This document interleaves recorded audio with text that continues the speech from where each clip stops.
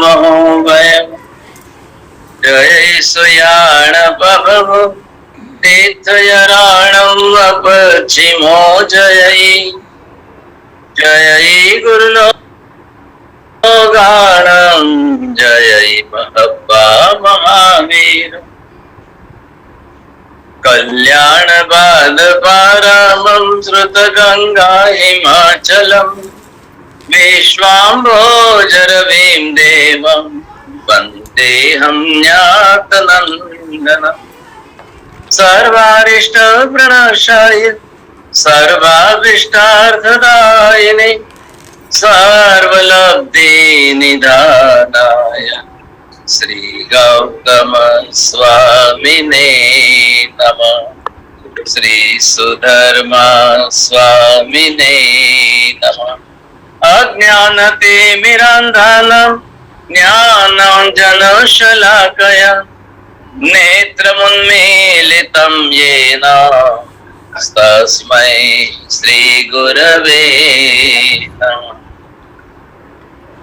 धर्मलाभ बख्शले भाग्यशालियों, आज 4 सितंबर सोमवार का दिन है। हमने 2 दिन की कार्यशाला द टोटल वर्कशॉप जो है the modern geography and the Jain geography, Jain धर्म के शास्त्र के अनुसार हमारे आगमों में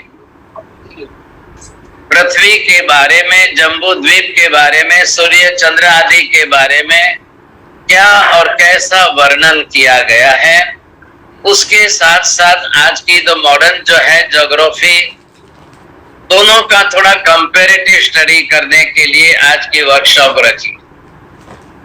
दोनों दिन जो है हम 2-2 घंटे 3-3 घंटे बैठ करके इस पर डिस्कशन करेंगे। आज के मुख्य मेहमान खास करके केरला से पधारे हैं बिंदुबेन सिद्धार्थ भाई शाह। बहुत वर्षों से इन्होंने इसी विषय में अभ्यास किया है। आप ये समझिए कि इनकी जिंदगी के मुख्यतम सारे वर्ष इसके इसी में बीते हैं और बड़ी जिज्ञासा से, रुचि से, रस से इन्होंने अभ्यास किया। इंडियन प्राइम मिनिस्टर को एक ऐसा प्रोजेक्ट दे रहे हैं, the one nation one calendar, ये इनका प्रयत्न है। If she will success in this project, then in the whole India there will be the one calendar and which will be according to the Jain system. इनका ये भी प्रयत्न चल रहा है कि हमारी तिथियां जो हैं, जो बदघट आ रही है, किसी का पर्युषण पहले आता है, किसी का पर्युषण बाद में आता है, किसी की संवत्सरी आगे पीछे आती है, तो इसके अंदर भी इनका प्रयत्न बहुत ज्यादा है।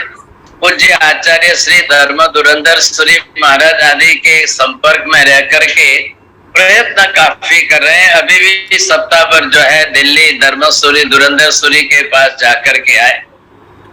इन्होंने अपनी तरह से आगम शास्त्रों में से रेफरेंस ले करके, आगम शास्त्रों में से जम्बूद्वीप पन्नति है, चंद्र पन्नति है, सूर्य प्रज्ञप्ति है, इन सब में से विशेष रेफरेंस ले करके काफी अभ्यास किया है और इसी हिसाब से बहुत बड़ा लक्ष्य लेकर के चल रहे हैं।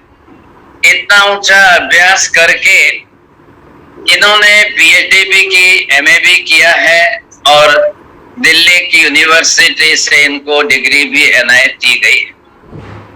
एक श्रावी का जीवन में गृहस्थी होते हुए, परिवार संभालते हुए ये अपनी तरफ से इतना परिश्रम कर रही है। And just for your knowledge that she is also running the astrological classes and she has established the good trust for that also.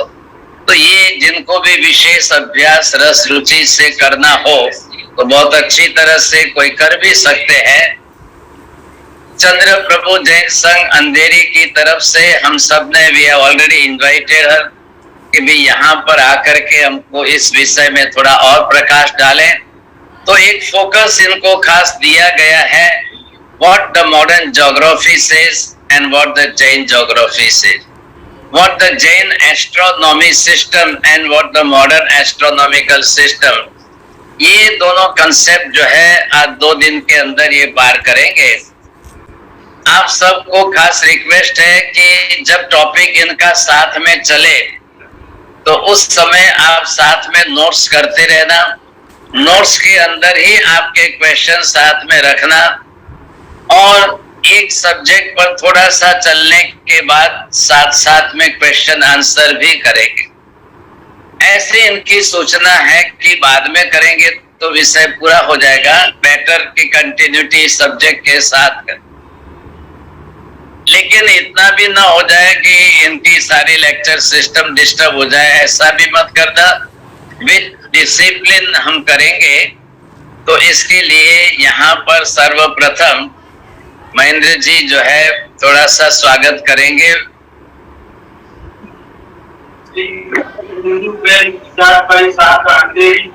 और यहाँ के सभी श्रावक आपका हार्दिक स्वागत करते हैं।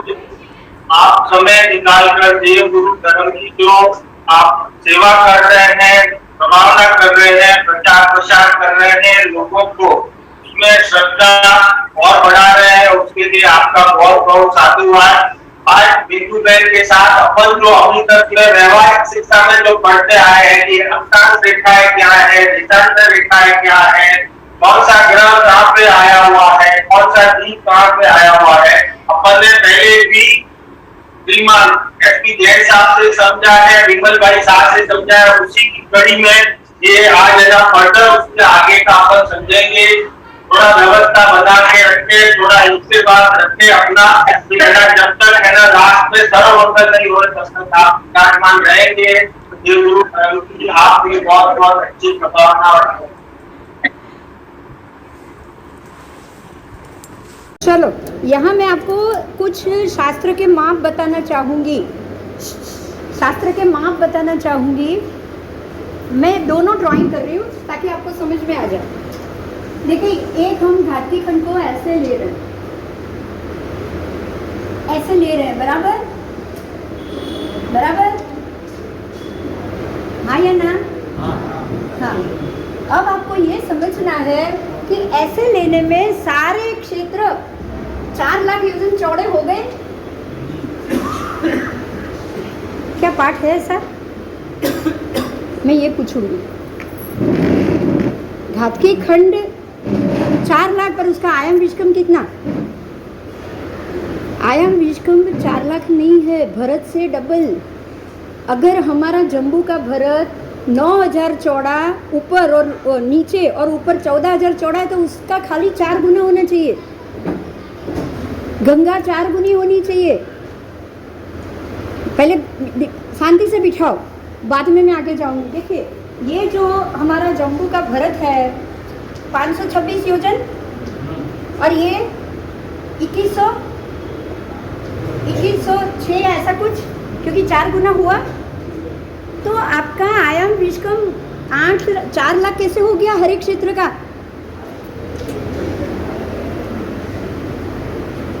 बोलो, ऐसे में हर एक क्षेत्र का 8 लाख होगा कि नहीं? 4-4 लाख होगा कि नहीं? लंबाई चौड़ाई, ये मुद्दा कभी सोचा?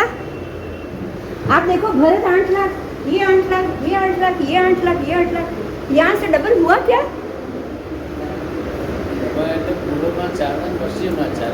ના ના, આ બાજુના 4 જુદા છે પાછા, આ બાજુના 4 જુદા છે नहीं। जो હવે इसी चीज को आप ऐसे लो, एग्जैक्ट ऐसे लो। देखो यहाँ 4 हुआ कि नहीं, यहाँ बराबर 2100 होगा कि नहीं? शांति से बिठाओ, कैलकुलेशन बिठाना बहुत जरूरी है। ये 2100, ये 2100 हो सकता है, ये यहाँ 500 हो सकता है, ये वाला 500, ये 2100 और ये 2100 आएगा क्योंकि ये ऐसा लंबाई चौड़ाई। ये जो 9000 थी ना, उसका 4 गुना 36000 होगा। समझ में आ रहा है? यहाँ जो नीचे का जो 14000 था ना, उसका 4 गुना यहाँ पे होगा 55000। सेम टू सेम नहीं, सेम टू सेम, क्योंकि उसका आयाम विष्कम 4 लाख ही है। आयाम विष्कम मतलब लंबाई चौड़ाई। देखिए, जम्बू की लंबाई ये और चौड़ाई ये तो 1 लाख ही है, इसका 4 लाख ही है, इसका सिर्फ 4 लाख। हर एक क्षेत्र जो है ये 500 है, ये उससे दोगुना ही है, 2000 ही आएगा। यहाँ 2000 नहीं है, यहाँ आपका 4 लाख मल्टीपल बाय 2000 कितना होगा सोचो। उतना है ही नहीं है एरिया। पर्वत, विश्वकार पर्वत जो भी होगा वो मनुष्य क्षेत्र नहीं, कोई दूसरा क्षेत्र नहीं। હવે બીજો મુદ્દો આ ક્લિયર થયો? आप कहना चाह रहे हैं कि वो है ना हॉरिजॉन्टल है, वो ऐसे खंडित नहीं है। ऐसे नहीं, ऐसे ही गोल। देखो द्वीप हमेशा गोल ही होगा। ये कहाँ गोल हुआ? आपका पूरा गोल हुआ, ये एरिया गोल हुआ, पूरा गोल हुआ, ये एरिया गोल हुआ। अब देखिए इसमें एक और बात, शास्त्र ने क्या बोला, ये 4 लाख है, इसका आयाम विश्वम 4 लाख इसका, और इसकी परिधि है ना 15 लाख 13 लाख। ये शास्त्र पाठ है। 4 लाख एरिया और 13 लाख की परिधि, तो वो ऐसे आएगी या ऐसे आएगी? खाली सोचिए। मैं आपके दिमाग में मुद्दा लेके जा रही हूँ और कुछ नहीं किया। बराबर कंपलसरी नहीं कह रही, कुछ भी दिमाग में आए तो सोचो, नहीं तो कुछ नहीं, क्योंकि इसी हिसाब से ही पूरी व्यवस्था है। खाली हमने पिक्चर गलत बनाया, बाकी शास्त्र के मुद्दे लेकर ये जैसे 4 है ना, उसके बाजू में ये मैं बाद में पहुँच के बनाती हूँ पूरा 2.5 द्वीप, पहले ये समझ में आ जाए। अभी एक और मुद्दा है, ध्यान से सुनिएगा। निषद पर जब सूर्य आता है तभी भरत क्षेत्र में सूर्योदय होता है, और खाली भरत में ही सूर्य घूमते हैं। बीच में यहाँ किसी भी क्षेत्र के ऊपर से सूर्य गया? अच्छा, यहाँ क्या होगा? हमने सूर्य कैसे रखा? ऐसे रखा, राइट? सारे क्षेत्र के ऊपर से जा रहा है, कहाँ से जाएगा? 1100 योजन का निषद पर्वत है, 800 योजन पे सूर्य है, कहाँ से जाएगा? सोचो तो सही।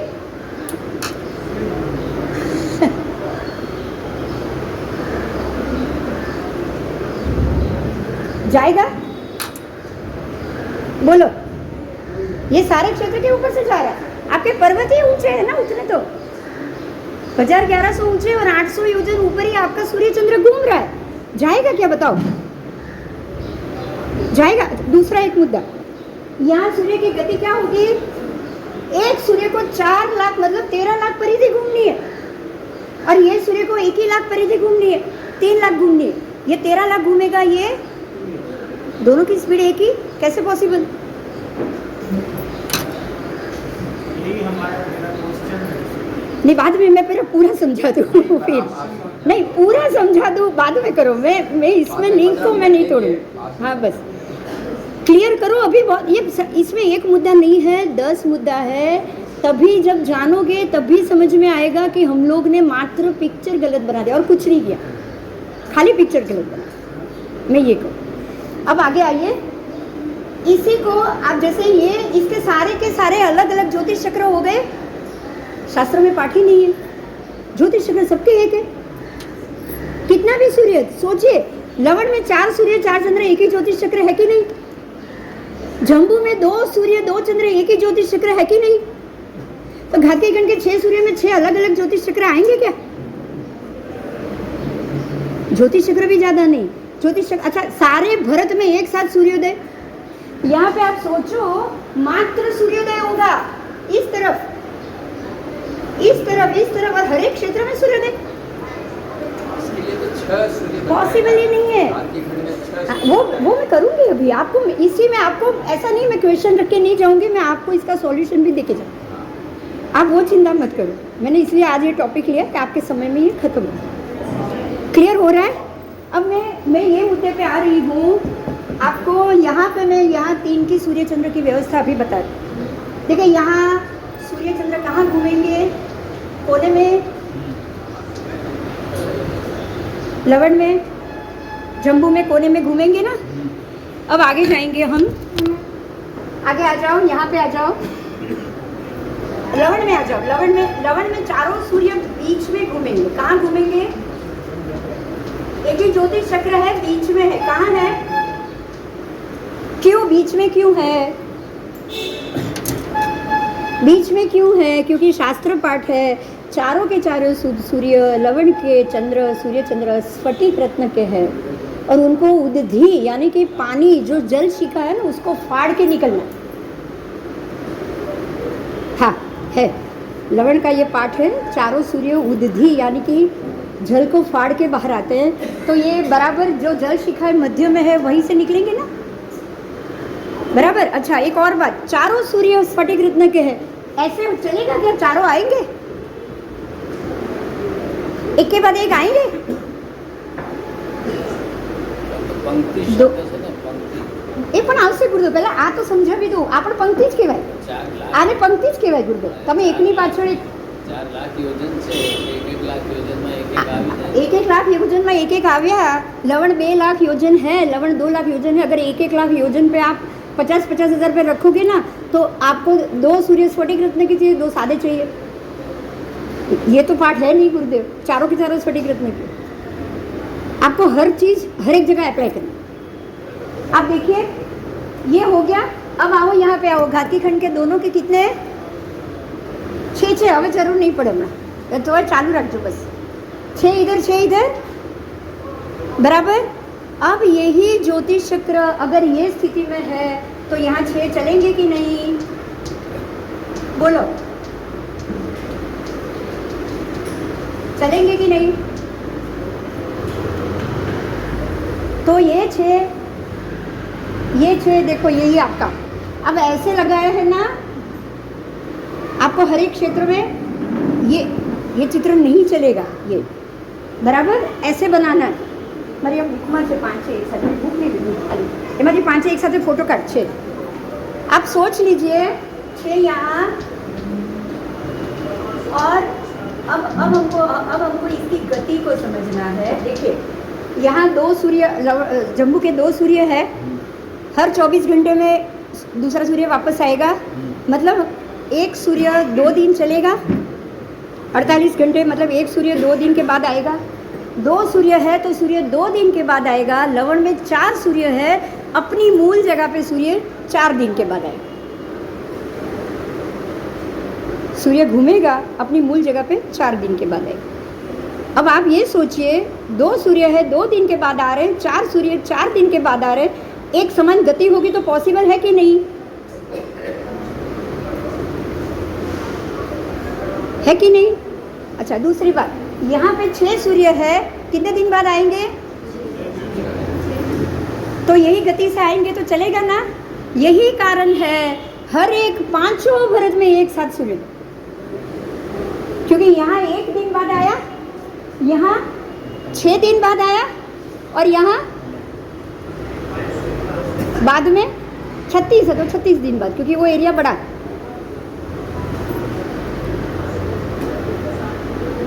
वो एरिया बड़ा, जैसे ये हुआ। अभी मैं इसका भी लगा दूं,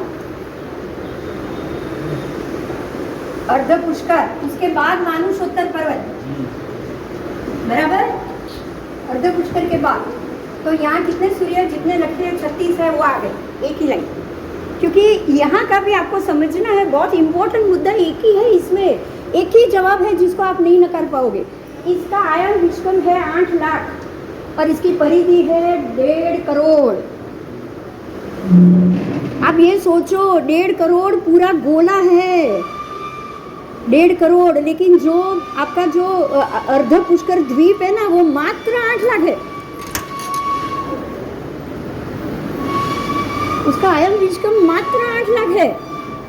और जो व्यवस्था, अब ये दूसरा उससे भी बड़ा मुद्दा है, जो व्यवस्था है जम्बू द्वीप है उसी समान सूर्य चंद्र फिर तारे ग्रह नक्षत्र बराबर उससे जितने 4 गुना बोले उतने, और उसी तरह ही हमको घातकी खंड और अर्ध पुष्कर की भी व्यवस्था समझनी, और जो लवण की व्यवस्था है और बाकी कालोदधी में भी वही व्यवस्था। ये भी पाठ कालोदधी की तरह ही, लवण की तरह ही कालोदधी का भी, और जम्बू की तरह ही घातकी खंड जाएगा। तो जम्बू की तरह घातकी खंड जाएगा, जम्बू में ऐसे घूम रहे, यहाँ ऐसे ही घूमेंगे, एक ही ज्योतिष चक्र आएगा,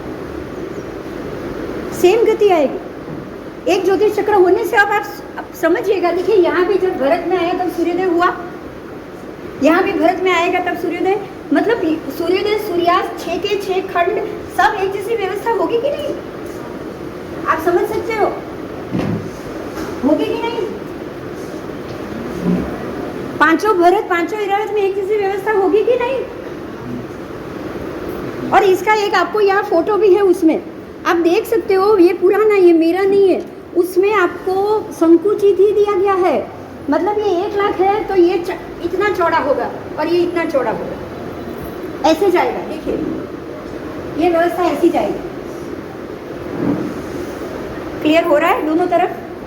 ऐसी फोटो भी है, ये मेरी नहीं है, अपने आगम का पाठ की पुरानी है, उसमें है, वो पिक्चर्स निकाल लिया।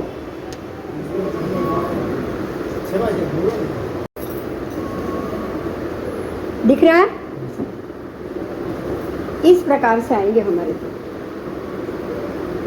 8 लाख आयाम विस्कम, 1 लाख आयाम विस्कम, 4-4 लाख आयाम विस्कम, 8-8 लाख। ये सब एक कक्षा में सब एक ही लाइन, पांचों भरत एक ही लाइन में, पांचों ऐरावत ऊपर एक ही, क्षेत्र छोटा बड़ा। उसका भी एक है फोटो, मैं बताती हूँ। और सूर्य चंद्र कैसे घूमेंगे?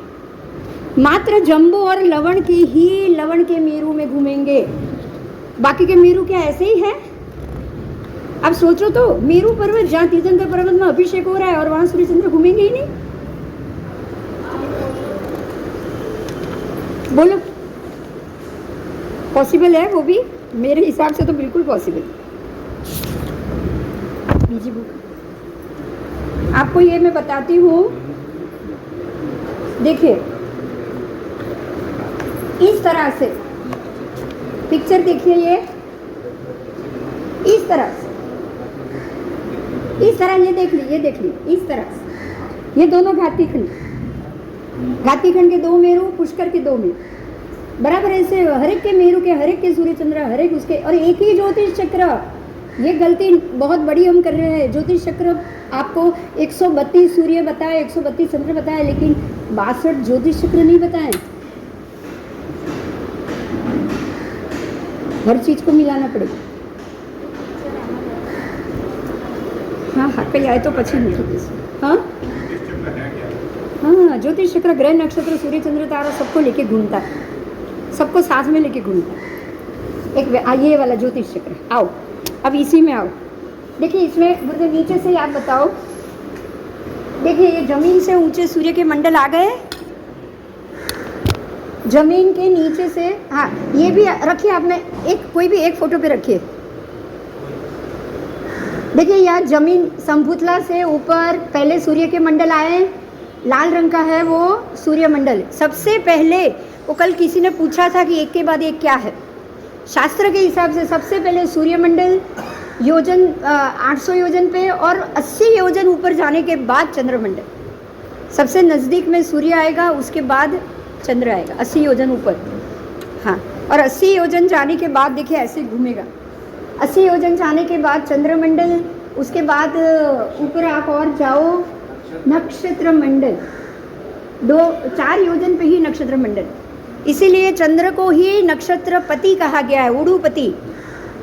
ऐसे बहुत से नाम आते हैं शास्त्र में, क्योंकि सारे नक्षत्र, जैसे आप लोग घूमने जाते हो ना, मान लो कि आज कोई टाटा बिरला ने कुछ 28 हिल स्टेशन पे अपना बंगला बांध दिया, एक दिन ये बंगले में, एक दिन ये बंगले में, एक दिन ये बंगले में, घूमता रहेगा कि नहीं वो? ऐसे चंद्र अपने अलग अलग एक एक नक्षत्र में जाता है। शास्त्र में ये पाठ है, जैसे हम गुरुदेव को लेने वो उपाश्रय जाते हैं और दूसरे उपाश्रय छोड़ने के लिए जाते हैं, बराबर ऐसे ही चंद्र को हर एक नक्षत्र उसको लेने जाएगा और दूसरे नक्षत्र को जब तक सौंपेगा नहीं ना, तब तक वो अलग नहीं। ये सिस्टम है, इस सिस्टम से चलते, बराबर। तो ये हुआ है, यहाँ पे आगे आएंगे। नक्षत्र मंडल के ऊपर है बुध ग्रह, उसके ऊपर है शुक्र। ये सारे 2-3 योजन में ही है, ज़्यादा योजन का डिफरेंस नहीं है। उसके ऊपर है गुरु ग्रह, उसके ऊपर है मंगल ग्रह, और उसके ऊपर आप जाओगे शनि।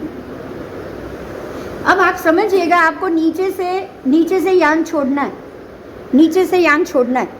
और हमारे चंद्र के मंडला अंदर 510 योजन तक फैले हुए, और सूर्य के 184 मंडल, बाकी ग्रहों के उतने मंडल नहीं है। वो तो अपने एक ही मंडल में घूमते हैं, उनका एक ही मंडला है, उनका ज़्यादा मंडला ही नहीं है।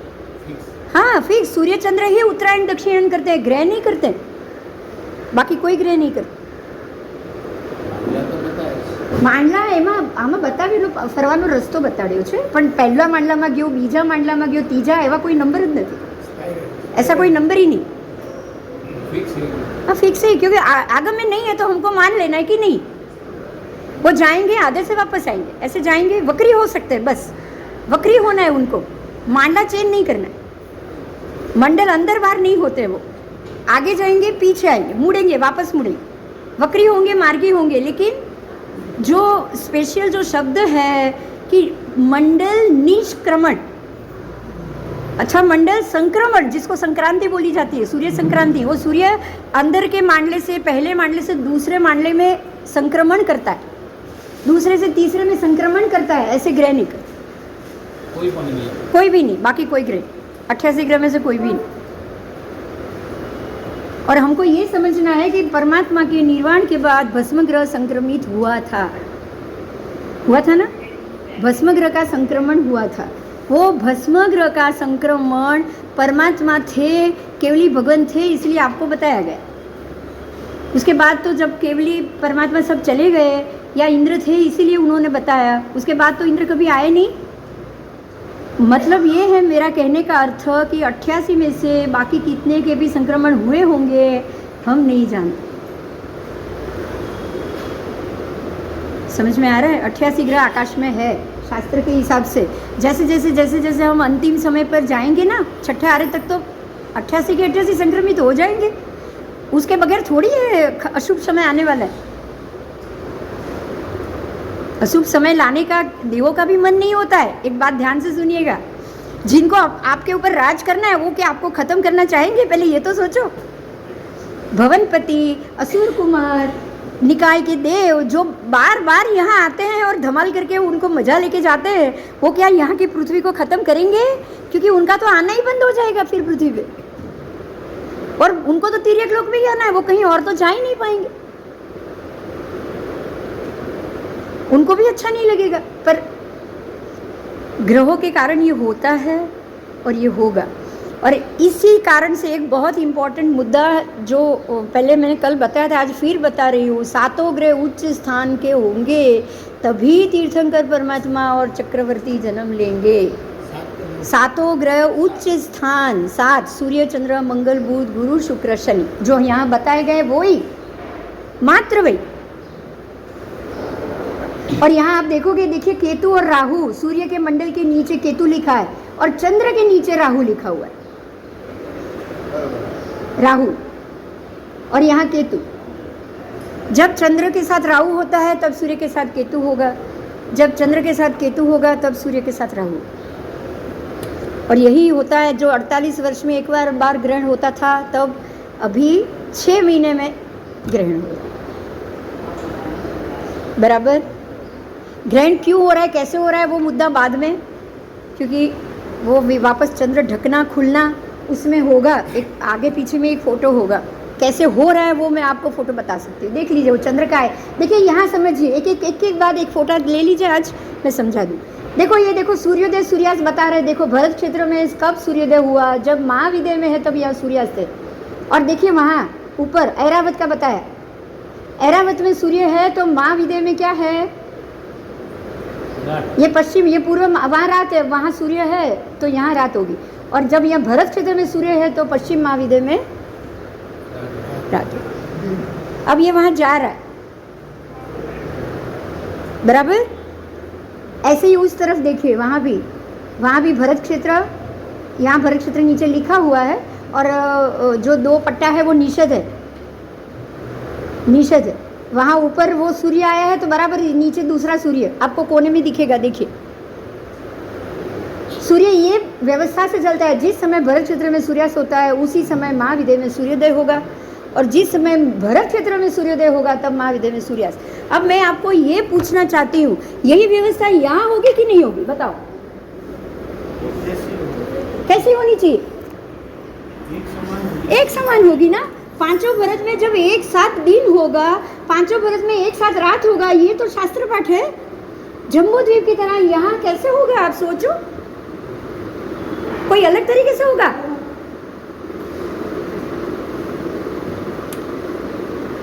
यही व्यवस्था होगी ना।